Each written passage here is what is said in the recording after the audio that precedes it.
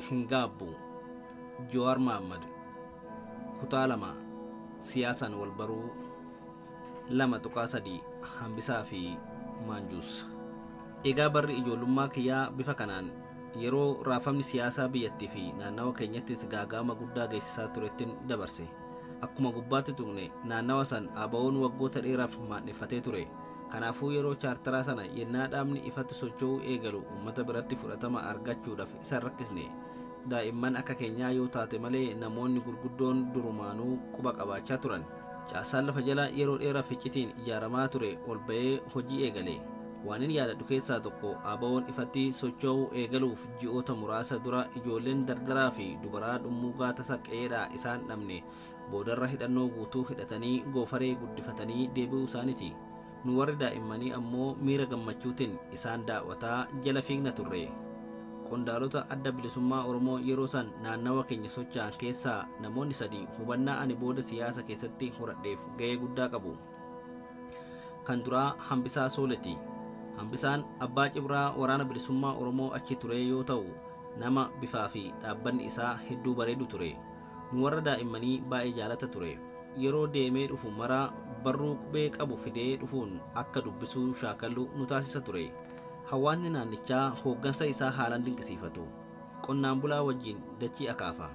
Caayaa jaarsonni biyyaa itti wal ga'an dhaquun seenaa naannawa sanii gaafatee dhaggeeffata. Taaziyaa yookiin booya dhaqa. Nama dhukkubsate yoo dhaga'e manarra deemee gaafata. Nuti daa'imman ammoo konkolaataa isaa Gurbaan Bashir jedhamu oofu takkatti nu fe'ee kan nuun deemutu nu gammachiisa ture.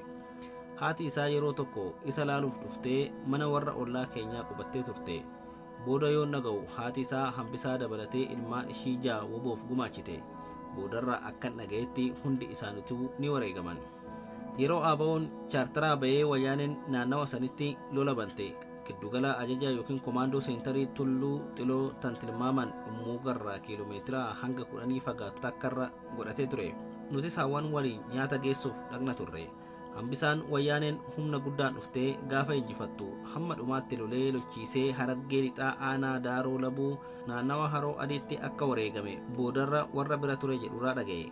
Akkuma kiyya daa'imaa fi dargaggeessi naannoo maqaa fi seenaa gootummaa Hambisaatiin kan hin qaramin waan jiru se'u. Miseensi woboo biraa Walaabuu jedhamu lola wayyaanota waliin godhame irratti mooraa mana barnootaa dhummuugaa keessatti wareegame.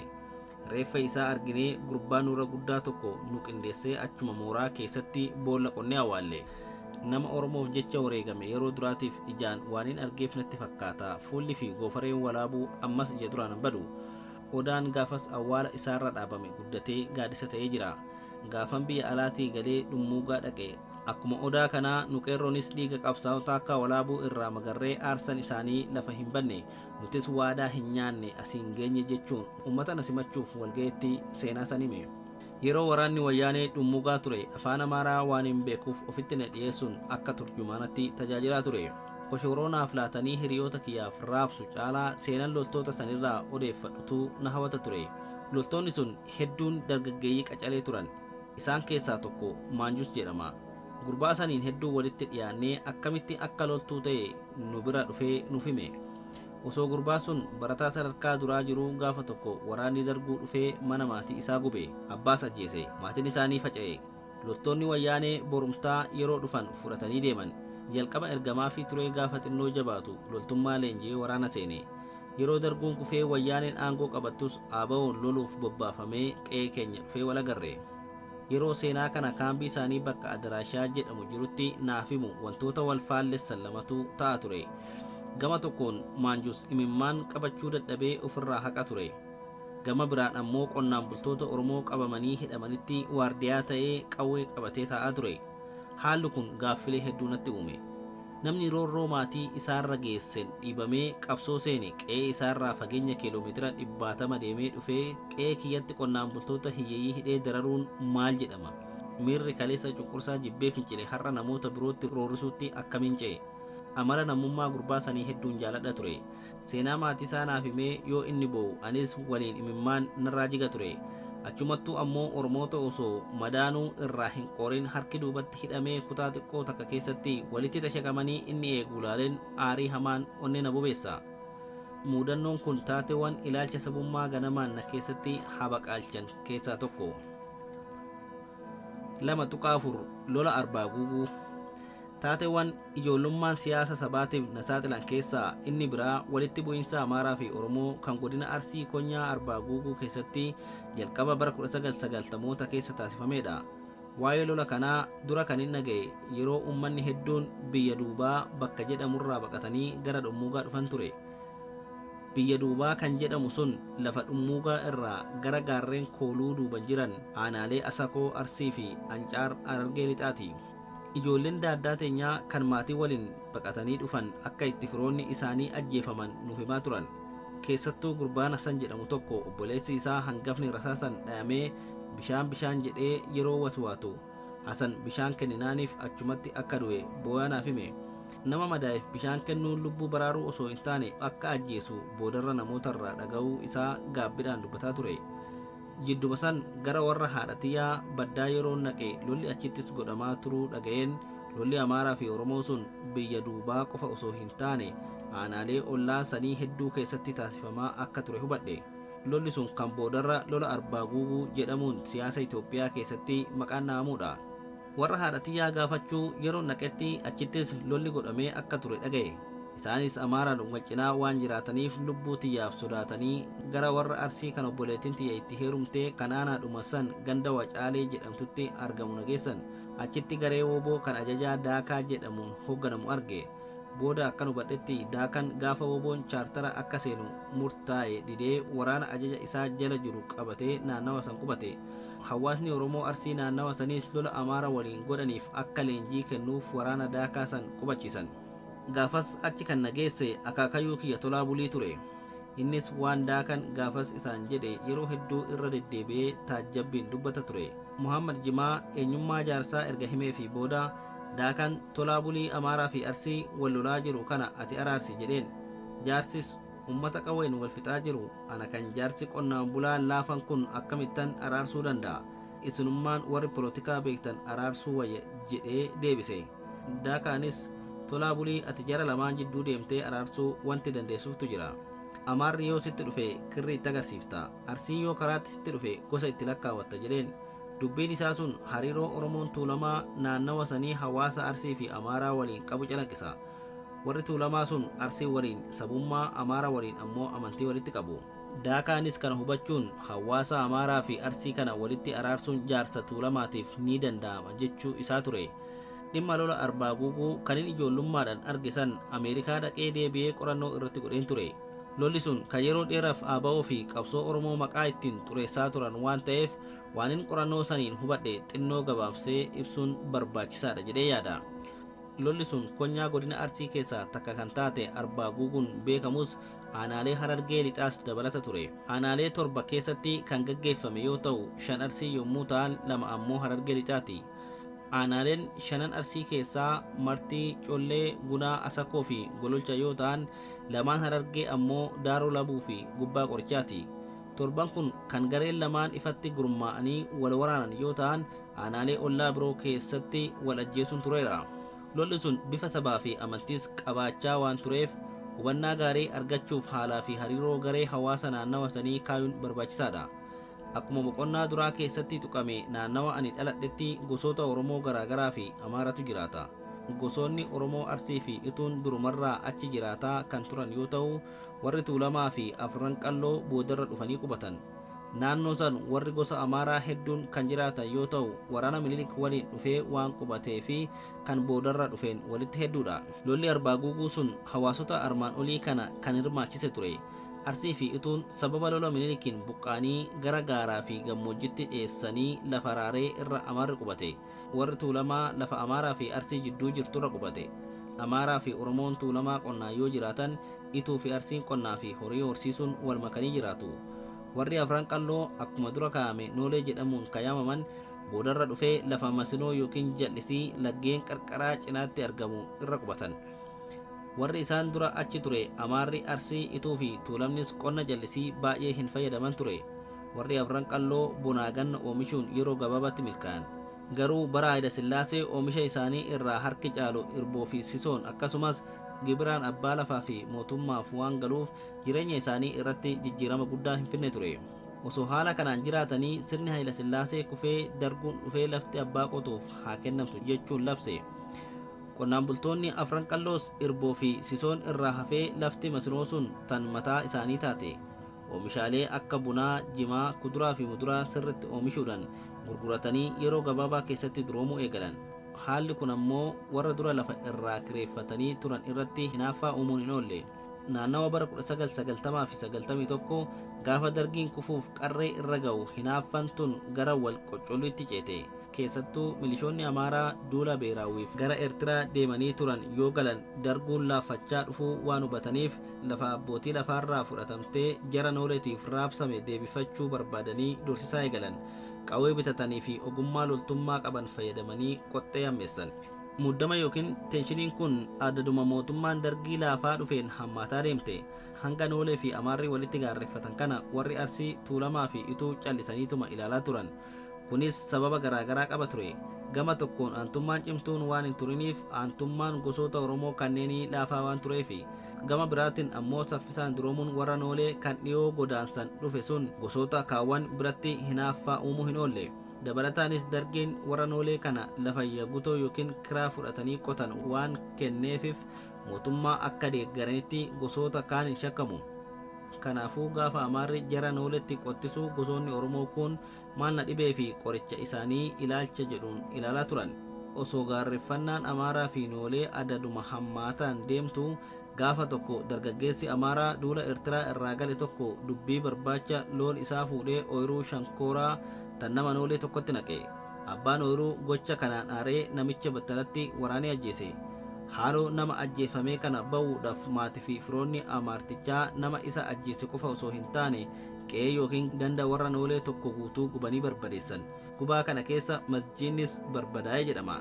Masjiinni gubannaan warri Arsii fi Ituu amantii Islaamaa waan hordofaniif gocha saniin dallalanii lolichatti makaman. Duula haaloo ba'uu taasifame keessatti bataskaannis gubate. Kanatti aaree warri Tuulamaa kan amantaa kiristaanaa qabus warra Amaaraa waliin tumsuun lolatti makaman. Walitti bu'iinsi aanaa Asakoo ganda xiqqaa Irreessa jedhamutti namoota lamaan eegalee babal'atee bifa amantii horatee hawaasa naannawa sanii bira dabree aanaalee ollaa mara keessatti wal fixuu fi qe'ee walii gubuun hammaatee uummanni kumaatamni buqqaafame. Warri biyya duubatii baqatee dhummugatti nutti dhufe sun warra lola kanaan buqqa'e jechuudha. Yeroo darguun kufee Aabawoon gama ba'aatiin warri Addawaayii ammoo kaaban dhufan aanaalee Harargee lixaa fi Arsii waldaangessan keessatti lolli xiixaa ture. Humnoonni mootummaa ce'umsaa ijaaran kun lamaanuu lola kana dhaabuuf dantaa qaban ture. Addawaayiin gara Harargee gadi darbuuf Aabawoon ammoo gara baddaa Arsii achiinis Finfinneetti dabruuf lolli kun danqaa itti ta'ee waan jiruuf dhaabbachuu isaa barbaadan. Dabalataan Aabawoodhaaf uummanni ni loluuf daangaa amantiitiin bakka lamatti ba'uun hojii siyaasatiif hin taaneef.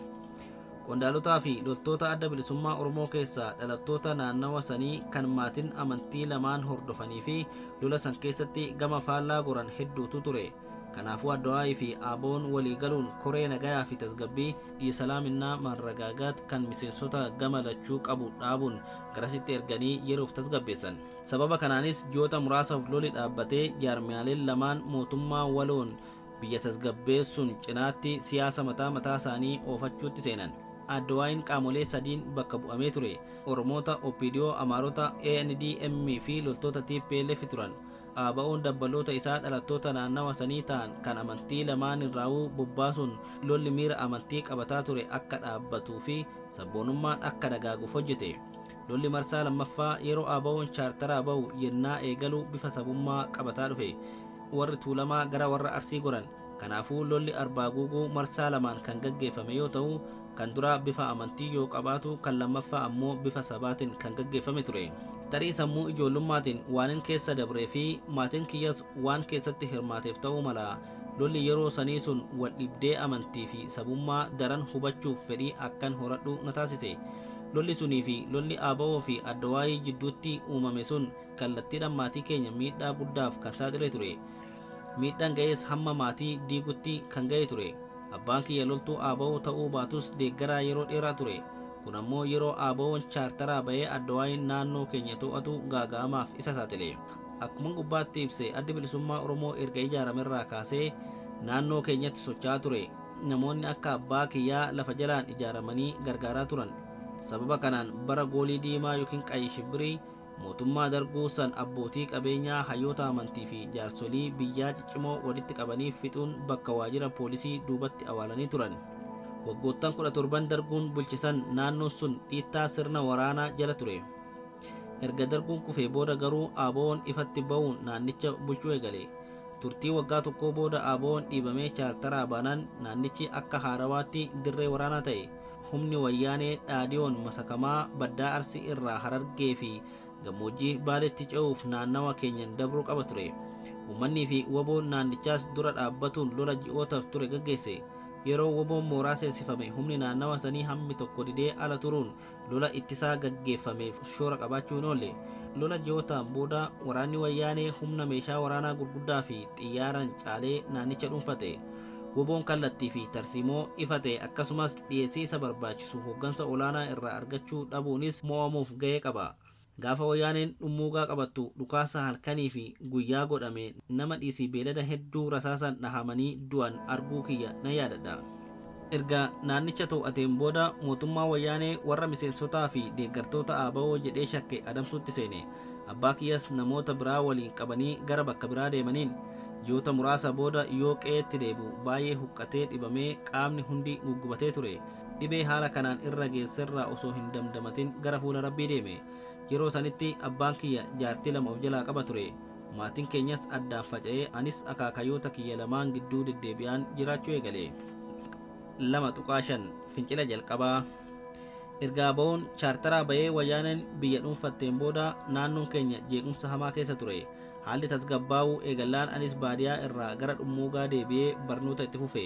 Manni barnoota dhummuugaa waggoota dheeraa dura warra Beeljeemiin akka ijaarame himama. Lafa fagoo san keessatti qulqullina guddaan gidaarri isaa bilokkeettii, balbalti isaa sibiila, fooddan isaa daawwitii, lafti ammoo simintoo ture. Aanaan keenya laggeen gurguddaa 5 kan jal'isiif mijataa ta'e waan qabuuf warri Beeljeem ooyiruu bunaa babal'aa dhaabanii turan. Kanumaan wal qabatee mana barnootaa gaggaarii 3 naannoo sanitti ijaaran. Isaan keessaa manni barnootaa dhummuugaa isa tokko. Miidhaa diinagdee Oromoon keessa jiru dura kanan hubachuu eegale sababa buna kanaatiin ture. Lafti bunni irra dhaabame sun lafa gabbataa fi bishaanii aanichi qabu keessaa filamee qonnaan bulaan irraa buqqifamee hundeeffame. Garuu uummata naannoo saniitiif homaa hin fayyadu ture. Kan biraa dhiisii waardiyoonni fi hojjettoonni humnaas bakka biraatii dhufu ture. Uummanni naannawa sanii yoo horiin jalaa badee tasa marga ooyiruu bunaa san seenee dheede ni hidhama, maallaqa adabama ture. Yeroon kutaa 6 baradhu nama bulchiinsa yookiin manaajimentii ooyiruu sanii keessa hojjetuun wal baradhee akkan daawwadhu haala naaf mijeesse. Wantin arge hedduu na gaddisiise. Akaakayyuun kiyya ooyiruu bunaa waan qabuuf bunni qabeenya ulfinaan laalamuu fi hedduus kunuunfamu ta'uu isaatiin nan beeka.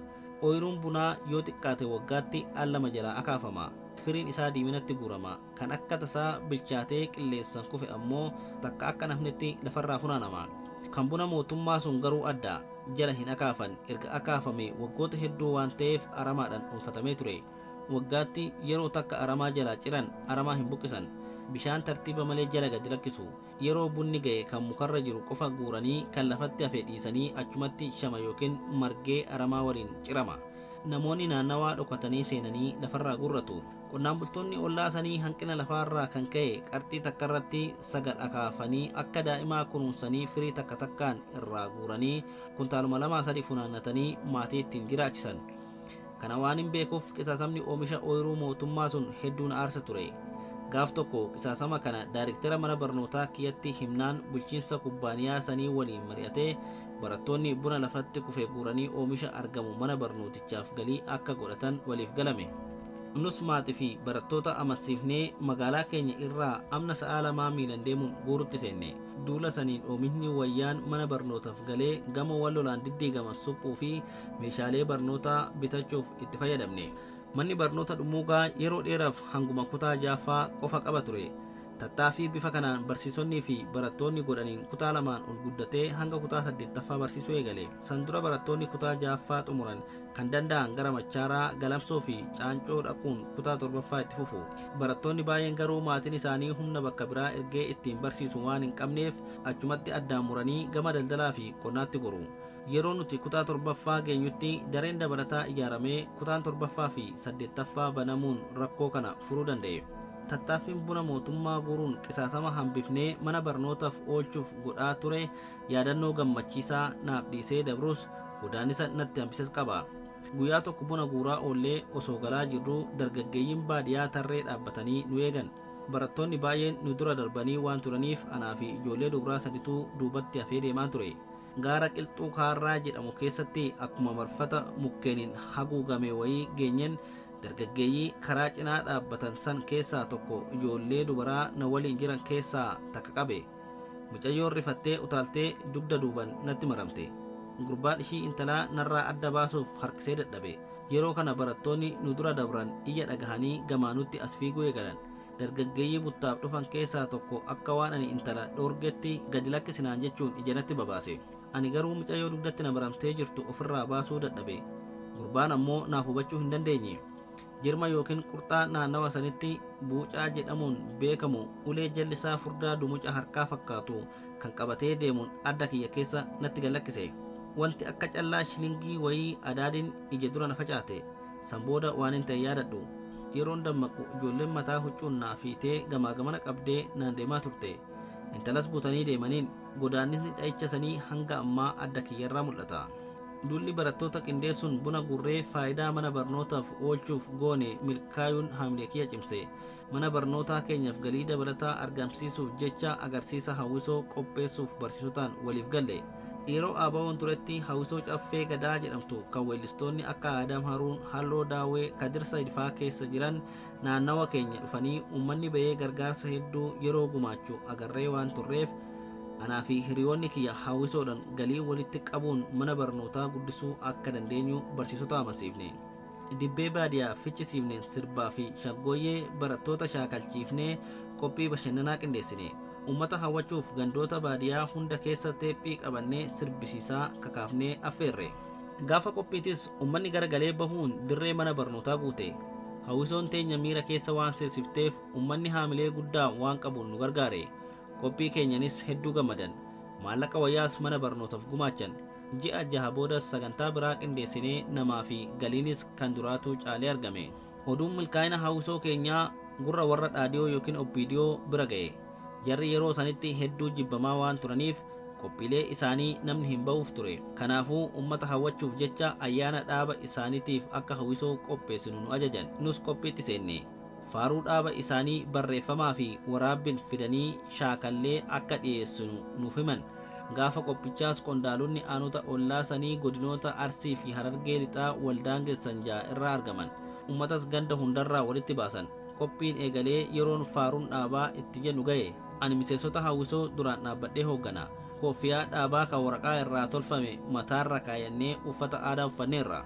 Gurbaa waltajjii gaggeessu. Hawwisoon mana barnootaa dhummuugaa faaruu dhaabbata dimokiraatawaa uummata Oromoo waan faarsuuf deemaniif hundi keessanuu kaa waliin faarsaa jedhee maayikiraafoona natti dabarse. Ummannii fi qondaalonni ka'uu erga mirkaneessee booda 1 2 3 jedheen eegalchise. Garuu ummanni faaruu nuti itti qophoofne dhiisee tan biraa faarsuu eegale. Idaa ummanni faaruu uummata Oromoo jettu qofa dhaga'e. Faaruun nuti itti qophoofne tadhaadhiyoo roorroof miidhaa keenya dadhabnee hifannee har'a qabsuuf kaanee tokkummaan hidhannee jedha ture. Ummanni garuu faaruu ABO tan alaabaa Oromoo ibsituu dukkanaa guyyaa si dhaabbannee gabrummaarraa baanaa ilmaan saba keenyaa bakkuma jiranii kan si dhaabuuf jecha falmarratti kufan kumkumni illeen du'uu kan hafeen si dhaabnaa falmaarraan deebinu tarree ni dhaabbannaa jettu faarfatan. Nuti warri hawwisoo hanga tokko faaruu OPDO faarfachuu yaallus sagaleen ummataa kan faaruu ABO weeddisaa jiru nu liqimse. Nus isaanitti makamnee itti cabsine. Ummanni akka malee miira keessa galee sagaleen dachii sochoosaa faarfate. Akkuma faaruun dhumeen yeroon ofirra garagalee ilaaluu qondaalonni mootummaa akkuma dhaabbatanitti morma gadi cabsanii jiru. San booda bulchaan aanaa fi hoogganaan dhaabaa godinaa haasaa godhanis miirri isaan dhaggeeffatu waan hin turiniif qophicha gabaabatti goolamanii ba'anii deeman. Guyyaan qophiin sun itti gaggeeffame dilbata ture. Borumtaa isaa gaafa wiixataa barii barsiisaa hawwisoo qindeessu waajjira poolisitti yaaman. Biyyi nagaa jedhee yoo dhaquu qophii dhaadiyoo kana ba'uutti jijjiire si jechuun ulee itti roobsanii mataa isaa akka malee buruqsan. guyyaa itti aanu ganama yeroo barattoonni faaruu alaabaaf walga'an anaa fi barattoonni muraasni dursitoota daree turre duratti baanee miidhama barsiisicharra ga'e ibsineef. Kanaafuu mormii dhageessisuun barsiisa sun mana hidhaarraa ba'ee akka yaala argatuuf hiriira ba'uu akka qabnu amasiif ijoollee dursinee waajjira poolisii dhaqne. Guyyaan gabaa waan tureef nuyi hiriiran deemu agarraan uummanni magaalaa fi kan bittaa gurgurtaaf baadiyaa irraa dhufe nu duuba dhufe. Uummata barattoota duuban garagalee dhufe kana agarraa poolisoonni san dura kadhaa jaarsotaa didan. Barsiisichi waajjira poolisiitii ba'ee yaala akka argatuuf jaarsota biyyaatti kennan. Nus injifannoo keenyan boonnee addaan facaane. Hiriirri kun mormii sirna cunqursaa irratti ani yeroo duraatiif qindeessedha. Warri mootummaa gaafa hiriira baane san gaaffii keenyaaf deebii sirrii kennanis haaloo qabatanii ture. Erga dubbiin qabbanooftee booda yeroo boqonnaa gannaa barsiisota shaggan gara biraatti jijjiiranii hanqina barsiisatu jira jechuun kutaa 8ffaa ani itti dabre guutummaatti akka cufan beeksisan. Akkuma gubbaatti jedhe manni barnootaa sun reefu kutaa 6ffaa irraa gara 8ffaa guddate. Nu dura daree tokko qofatu kutaa 8ffaa xumure.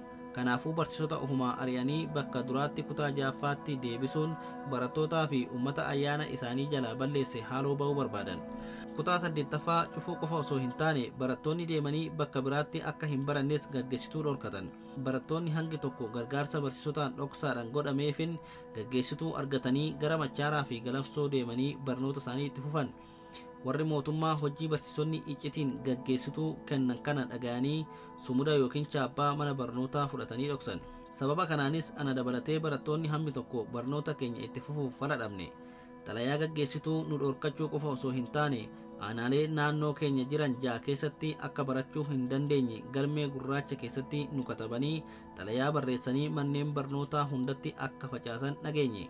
Kanaaf abdiin barnoota barasanii itti fufuu waan hin jirreef akkasumas magaalaa san keessas turuun rakkisaa waan tureef gara laga ejersaa dhaquun baabura midhaan daaku kan soddaan keenya dhaabe tokko keessa dalaguu eegale.